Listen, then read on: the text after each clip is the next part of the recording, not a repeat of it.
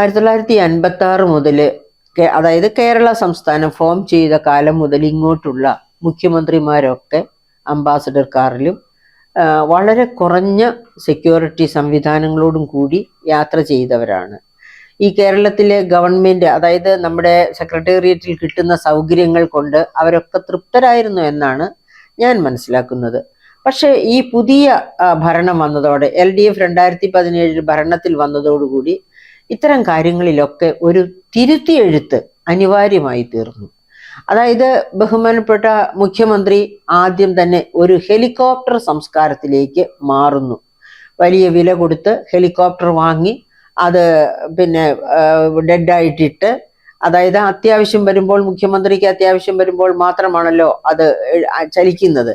അപ്പൊ അങ്ങനെ ഇട്ട്, അതുപോലെ അത് എന്ന് വെച്ചാൽ സാധാരണ സാമ്പത്തിക ശാസ്ത്രജ്ഞർ പറയും അത് ഡെഡ് ഇൻവെസ്റ്റ്മെന്റ് ആണെന്ന്. അതായത് കമേഴ്ഷ്യൽ ഉപയോഗങ്ങൾക്ക് വേണ്ടിയിട്ട് ഈ ഹെലികോപ്റ്റർ ഉപയോഗിക്കുന്നുവെങ്കിലും ഓക്കെ, അങ്ങനെ ഇല്ലാത്തിടത്തോളം അതൊരു ഡെഡ് ഇൻവെസ്റ്റ്മെന്റ് ആണ്.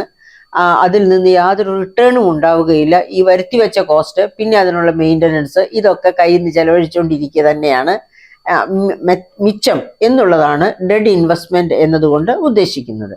അപ്പൊ അങ്ങനെ ഒരു ഹെലികോപ്റ്റർ സംസ്കാരം 2017 ഭരണത്തിലേറിയ LDF ഗവൺമെന്റ് കൊണ്ടുവന്നു. അപ്പോൾ നമുക്ക് ഓർക്കും, ഞാൻ നേരത്തെ, അതായത് ഈ ഡയനാമിസം, ഭരണം വേഗത്തിലാക്കുക, വേഗത്തിൽ ജനങ്ങളുടെ പ്രശ്നങ്ങൾക്ക് പരിഹാരം കാണുക, അങ്ങനെയൊക്കെയുള്ള ആവശ്യങ്ങൾ മുൻനിർത്തി ഒരു ഹെലികോപ്റ്റർ വാങ്ങുന്നത്, അതായത് ഇപ്പോൾ ഒരു സംസ്ഥാനത്തിന്റെ ഒരു ഭാഗത്ത് നിന്ന് മറ്റൊരു ഭാഗത്ത് എത്തിച്ചേരാൻ ഇപ്പോൾ ബസ്സിലോ കാറിലാണെങ്കിൽ തന്നെ 2 ദിവസമൊക്കെ എടുക്കത്തക്ക രീതിയിൽ നമുക്കറിയാം. UP ഒരു ഭാഗത്ത് നിന്ന് വേറൊരു ഭാഗത്തേക്ക് പോകണമെങ്കിൽ ചിലപ്പോൾ 2 ദിവസം കാറിലാണെങ്കിൽ എടുക്കേണ്ടി വരും. അങ്ങനെയൊക്കെയുള്ള വലിയ സംസ്ഥാനങ്ങൾ, ഞാൻ പറഞ്ഞത് എന്തുകൊണ്ടാണെന്നല്ലേ നിങ്ങൾക്ക് സംശയം തോന്നുന്നത്. 80 അസംബ്ലി സീറ്റ്സ് ഉണ്ട്, ലോകസഭാ സീറ്റ് ഉണ്ട് UP. നമുക്കിവിടെ 20 ലോകസഭാ സീറ്റേ ഉള്ളൂ എന്ന് ഓർക്കണം. അപ്പൊ നമ്മുടെ സംസ്ഥാനത്തിന്റെ 4 ഇരട്ടി വലിപ്പം ഉള്ളതാണ് UP. അതുകൊണ്ടാണ് ഞാൻ പറഞ്ഞ UP ഒരറ്റത്ത് നിന്ന് മറ്റൊരറ്റത്ത് വരെ എത്തി എന്തെങ്കിലും പ്രശ്നപരിഹാരം നടത്തണമെന്നുണ്ടെങ്കിൽ ഒരു പക്ഷേ ഒരു ഹെലികോപ്റ്റർ ആവശ്യമാണ് എന്ന് പറഞ്ഞാൽ നമുക്ക് മനസ്സിലാക്കാം.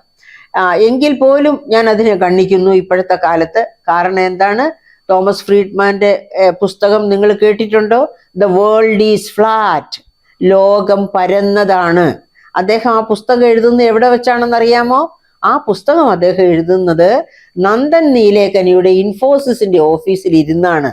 അങ്ങനെ നന്ദൻ നീലേക്കനിയുടെ ഇൻഫോസിസിന്റെ ഓഫീസിൽ തോമസ് ഫ്രീഡ്മാൻ എത്തുമ്പോൾ നീലേക്കനി വലിയ ഒരു കമ്പ്യൂട്ടർ റൂമിലേക്ക് കൊണ്ടുപോവുകയാണ്. അതിനകത്തിരുന്ന് അവരുടെ സിലിക്കൺ വാലിയിലെ ഓഫീസിലുള്ളവരുമായിട്ട് സമ്പർക്കം പുലർത്തുന്നു, നേരിട്ട് അവർക്ക് കറക്ഷൻസ് പറഞ്ഞു കൊടുക്കുന്നു. അതുപോലെ തന്നെ യൂറോപ്പിലുള്ള അവരുടെ ഇൻഫോസിസിന്റെ ഓഫീസ്, സിംഗപ്പൂരിലെ ഓഫീസ്, അങ്ങനെ എല്ലായിടത്തുമുള്ള ഓഫീസുകളുമായിട്ട് തത്സമയം സംവദിച്ച് കാണിച്ചു കൊടുക്കുകയാണ് ലോകം ഉരുണ്ടതല്ല, ലോകം പരന്നതാണെന്ന്. നമുക്കറിയാം, നമ്മുടെ ബന്ധുക്കൾ ആരെങ്കിലും അമേരിക്ക, ഈ ലോകം ഉരുണ്ടതായതുകൊണ്ട് അമേരിക്ക ഇന്ത്യയുടെ നേരെ എതിർ സൈഡിൽ വരും.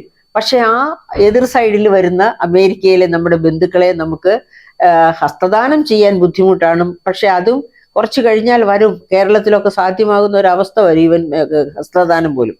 അപ്പൊ നേരിട്ട് കണ്ട് ചിരിച്ച് സന്തോഷത്തോടു കൂടി സംസാരിക്കാനും ആശയവിനിമയം നടത്താനും നമുക്ക് കഴിയുന്നുണ്ട് അനുദിനം.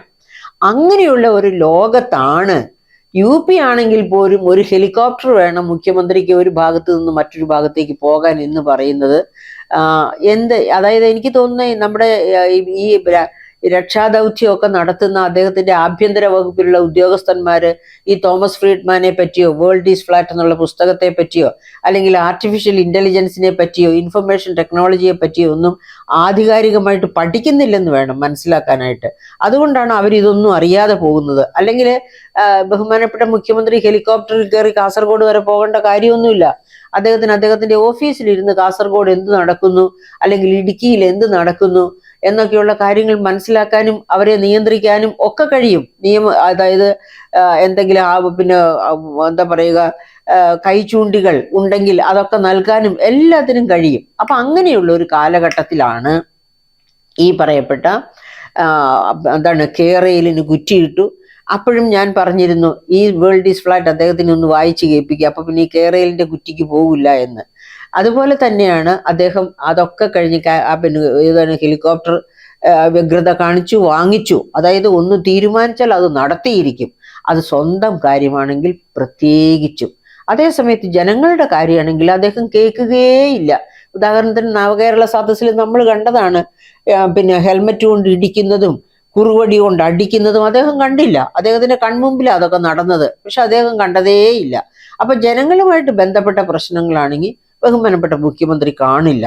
പക്ഷെ അദ്ദേഹത്തിന് നേരിട്ട് അനുഭവവേദ്യമാകേണ്ട നല്ല കാര്യങ്ങൾ, അദ്ദേഹത്തിന് നല്ലത് എന്ന് തോന്നുന്ന കാര്യങ്ങൾ, അതൊക്കെയാണെങ്കിൽ അദ്ദേഹം കാണും. അങ്ങനെയാണ് ഇതുവരെ ഈ കഴിഞ്ഞ 7-8 വർഷമായിട്ട് അങ്ങനെയാണ് ഞാൻ അദ്ദേഹത്തെ പറ്റി മനസ്സിലാക്കിയിട്ടുള്ളത്.